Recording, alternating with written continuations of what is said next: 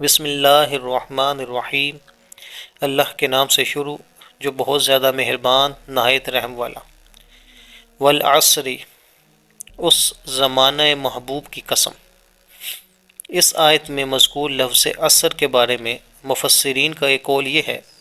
کہ اس سے زمانہ مراد ہے، اور زمانہ چونکہ عجائبات پر مشتمل ہے اور اس میں احوال کا تبدیل ہونا دیکھنے والے کے لیے عبرت کا سبب ہوتا ہے، اور یہ چیزیں اللہ تعالیٰ کی قدرت و حکمت اور اس کی وحدانیت پر دلالت کرتی ہیں،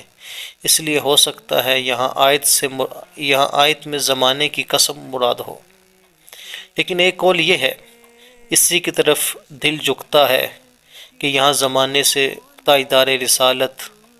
صلی اللہ تعالی علیہ وآلہ وصحبہ وبارک وسلم کا مخصوص زمانہ مراد ہے، جو کہ بڑی خیر و برکت کا زمانہ ہے۔ تو جس طرح اللہ تعالیٰ نے لا اقسم بہذا البلد میں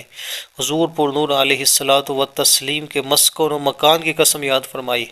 اور جس طرح لعمرک کا فرما کر آپ علیہ الصلوۃ والسلام کی عمر مبارک کی قسم ارشاد فرمائی،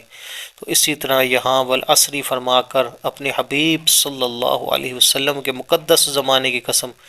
ارشاد فرمائی۔ اس سے معلوم ہوا